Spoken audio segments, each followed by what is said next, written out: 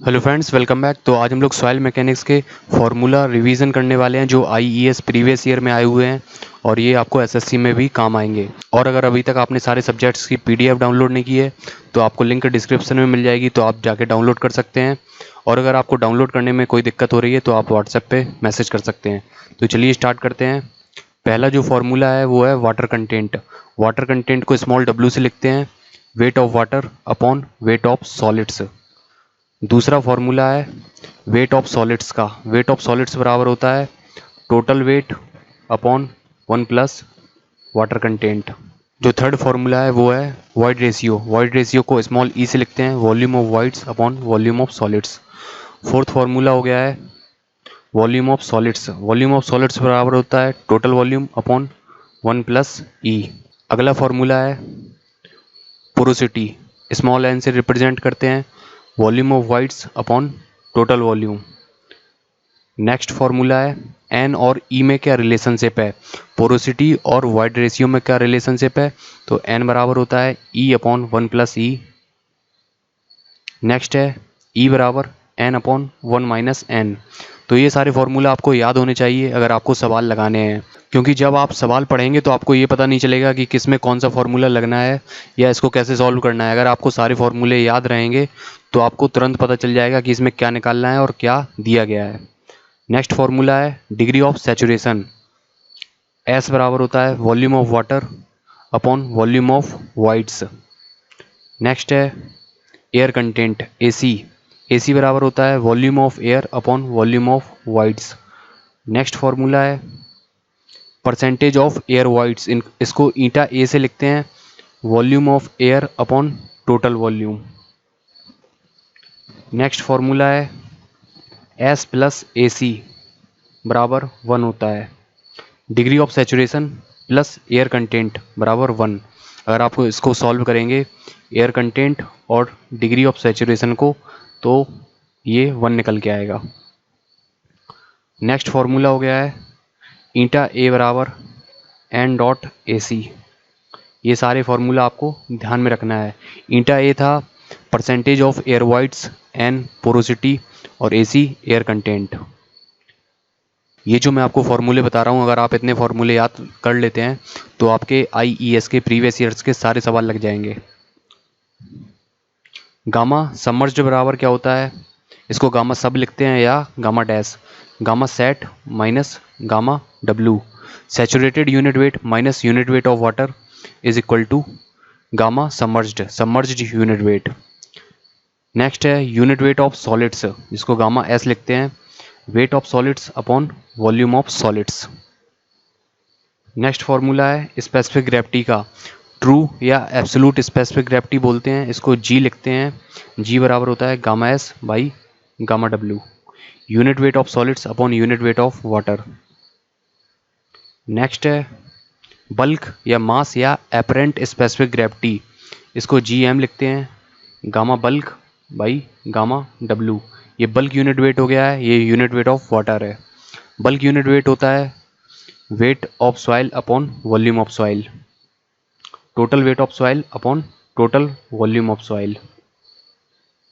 अब इनमें क्या रिलेशनशिप होता है, एस ई डब्ल्यू जी, इन सब में क्या रिलेशनशिप होता है, तो आगे हम लोग ये वाले फॉर्मूला देखेंगे। तो हमारा नेक्स्ट फॉर्मूला है एस ई बराबर डब्ल्यू जी। ये हो गया degree of saturation, void ratio, water content और G specific gravity.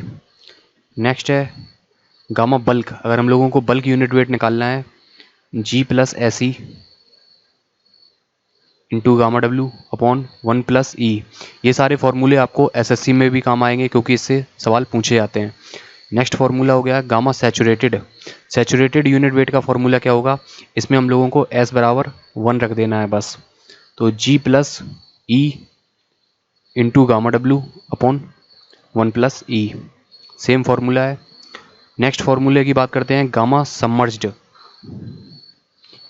Gamma submerged बराबर क्या होता है, जी माइनस 1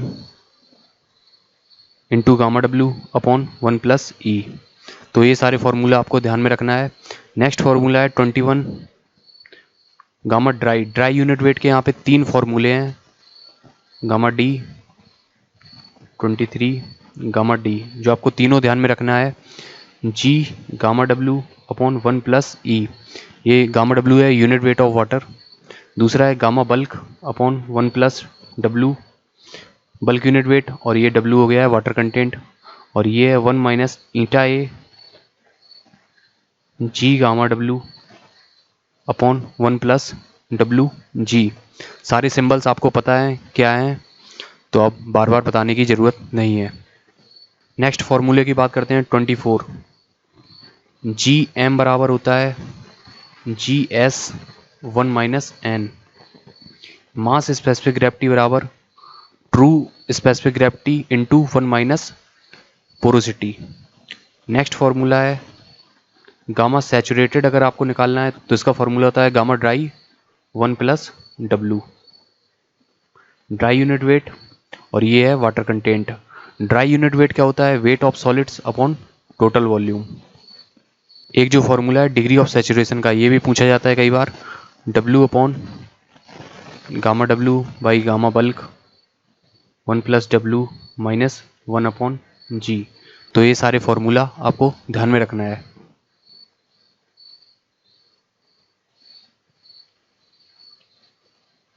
आगे बात करते हैं श्रिंकेज लिमिट क्या होती है। श्रिंकेज लिमिट, श्रिंकेज लिमिट का मतलब, अगर क्वेश्चन में श्रिंकेज लिमिट दे रखी है तो इसका मतलब होता है कि यहाँ पे degree of saturation as equal to 1 है, और यहाँ पे हम लोगों को वाटर कंटेंट फाइंड आउट करना है। ओके, क्वेश्चन में अगर श्रिंकेज लिमिट दे रखी है, कहीं लिखा है कि श्रिंकेज लिमिट, तो इसका मतलब है degree of saturation is equal to 1 and water content हम लोगों को फाइंड आउट करना है। नेक्स्ट है determination of shrinkage limit. Shrinkage limit हम लोग कैसे निकालते हैं, अगर एक कोई सॉइल का मास दे रखा है जिसका मास है m1, ओके, और इसमें सॉलिड्स का मास है ms, और इसका जो टोटल वॉल्यूम है वो है v1, ओके, और इसका जो वाटर कंटेंट है वो है w1। हम लोगों को श्रिंकेज लिमिट फाइंड आउट करनी है। अब इसमें क्या करते हैं, इसका वाटर कंटेंट हम लोग कम करते जाते हैं, कहाँ तक, WS तक। तो WS तक कम कर दिया, तो अब इसका जो मास है वो हो गया है m2, और इसमें जो मास ऑफ सॉलिड्स है वो सेम रहेगा, मास ऑफ सॉलिड्स तो सेम रहेगा, और इसका जो वॉल्यूम है वो चेंज हो गया है, वो अब बचा है V2, ये बचा है V2 जो कि VD के बराबर है, ड्राई वॉल्यूम के बराबर है। आपको ये ग्राफ पता होगा, ये यहाँ पे होता है shrinkage limit, plastic limit, liquid limit. तो जब हम लोग श्रिंकेज लिमिट के बाद वाटर कंटेंट कम करते जाते हैं तो वॉल्यूम में कोई चेंज नहीं होता है, ये हॉरिजॉन्टल रहता है। यहाँ पे इसके करस्पॉन्डिंग ये वॉल्यूम है VL, VP, VS। तो यहाँ पे हम लोगों को वाटर कंटेंट उस वैल्यू तक कम करना है जब ये सॉइल श्रिंकेज लिमिट पे पहुँच जाए। तो यहाँ पे चेंज इन वॉल्यूम हुआ, वो हुआ डेल्टा V बराबर V1 minus V2। V1 initial volume था और V2 फाइनल वॉल्यूम, तो change in volume delta V बराबर V1 माइनस V2। तो हम लोगों को श्रिंकेज लिमिट निकालनी है जो कि है WS बराबर होता है W1 माइनस डेल्टा W। कितना वाटर कंटेंट चेंज हुआ है ये हम लोगों को निकालना है। तो W1 माइनस वाटर कंटेंट बराबर होता है weight of water upon weight of solids. तो वेट ऑफ वाटर कितना कम हुआ है, वेट ऑफ वाटर, तो V1 माइनस V2 या VD into rho W upon MD, ये हो गया है डेल्टा W, यानी wait of water V1 minus VD, ये चेंज इन वॉल्यूम और इसकी डेंसिटी से मल्टीप्लाई कर देंगे तो ये वेट बन जाएगा अपॉन मास, यानी wait of solids, mass in dry condition जो सॉइल का है। तो ये वाटर कंटेंट हो गया है। तो ये WS की वैल्यू निकल आई है श्रिंकेज लिमिट की। SSC ऑब्जेक्टिव में इतना कठिन नहीं पूछा जाएगा, ये IES प्रीवियस ईयर ऑब्जेक्टिव में पूछा गया है। अगला बात करते हैं shrinkage ratio. Shrinkage ratio R होता है, जिसको हम लोग लिखते हैं gamma D by gamma W, और R बराबर होता है V1 minus VD upon VD upon W1 minus WS into 100। तो ये फॉर्मूला होता है R निकालने का। तो V1 W1 के करस्पॉन्डिंग वॉल्यूम है, तब वाटर कंटेंट W1 है, तब वॉल्यूम V1 है। जब वाटर कंटेंट श्रिंकेज लिमिट के बराबर है तब वॉल्यूम VD है। तो श्रिंकेज रेशियो निकालने का ये फॉर्मूला है। नेक्स्ट आता है श्रिंकेज इंडेक्स क्या होता है। IS श्रिंकेज इंडेक्स बराबर होता है WP माइनस WS। नेक्स्ट है प्लास्टिसिटी इंडेक्स क्या होता है। IP बराबर WL माइनस WP।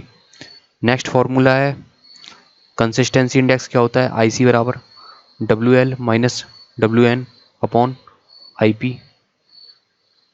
ये WP plastic limit, shrinkage limit, और ये लिक्विड लिमिट।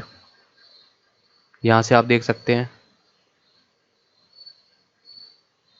ये श्रिंकेज लिमिट, ये प्लास्टिक लिमिट, और ये लिक्विड लिमिट। यहाँ पे सॉइल होती है सॉलिड स्टेट में, यहाँ पे सेमी सॉलिड, यहाँ पे प्लास्टिक स्टेज में, और यहाँ पे लिक्विड स्टेज में। नेक्स्ट जो फॉर्मूला है वो है लिक्विडिटी इंडेक्स का। IL लिक्विडिटी इंडेक्स बराबर होता है WN minus WP upon IP। ये WN है natural water content. Next formula है टफनेस इंडेक्स। IT बराबर होता है IP अपॉन IF। IP हो गया है प्लास्टिसिटी इंडेक्स और IF हो गया है फ्लो इंडेक्स। अगर हम लोगों को दो सॉइल का IP मिक्स निकालना है, दो सॉइल एक दूसरे में मिला दी गई हैं जैसे सैंड एंड सिल्ट, तो उसका IP कितना होगा दोनों सॉइल को मिक्स करने के बाद। तो फॉर्मूला बनता है IP मिक्स बराबर IP1 into X1 plus IP2 into X2 upon X1 plus X2। तो ये पहली सॉइल का प्लास्टिसिटी इंडेक्स और उसका फ्रैक्शन, ये दूसरी सॉइल का प्लास्टिसिटी इंडेक्स और उसका फ्रैक्शन। अगर सॉइल A है, इसका अगर हम लोगों ने फ्रैक्शन X1 लिया है, तो जो सॉइल B होगी उसका हम लोग फ्रैक्शन 100 माइनस X1 लेंगे। तो नीचे आ जाएगा X1 प्लस X2 की जगह आ जाएगा 100 माइनस X1। तो ये कैंसिल हो जाएगा, नीचे 100 बचेगा। तो ऐसे आप क्वेश्चन इसका सॉल्व करेंगे। नेक्स्ट जो फॉर्मूला है वो है डेंसिटी इंडेक्स क्या होता है, जिसको हम लोग रिलेटिव डेंसिटी भी बोलते हैं या डिग्री ऑफ डेंसिटी भी बोलते हैं। ये कोइजन लेस सॉइल के लिए होता है। डेंसिटी इंडेक्स को ID लिखते हैं। ID बराबर होता है Emax minus E upon Emax minus E minimum. तो ये maximum void ratio in loosest state, और ये minimum void ratio in densest state, और ये नेचुरल वॉइड रेशियो। अगला फॉर्मूला है सेंसिटिविटी।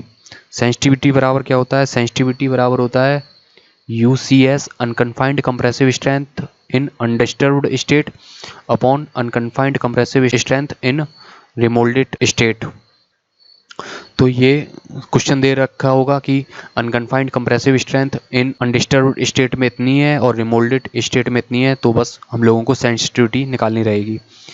दूसरा फॉर्मूला आता है एक्टिविटी। एक्टिविटी बराबर होता है IP upon percentage of clay particles.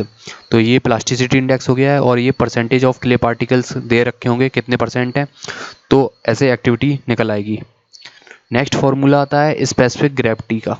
तो दोस्तों आज की वीडियो में इतना ही, और अगर आपको ऐसे ही वीडियो और चाहिए हो तो आप कमेंट करके बता सकते हैं, तो इसका अगला पार्ट भी मैं बना दूंगा। वीडियो पसंद आई तो लाइक कीजिए, शेयर कीजिए। मिलते हैं अगली वीडियो में। Thank you. और अगर अभी तक आपने PDF डाउनलोड नहीं किया है तो लिंक आपको डिस्क्रिप्शन में मिल जाएगी, चेक करना मत भूलिए।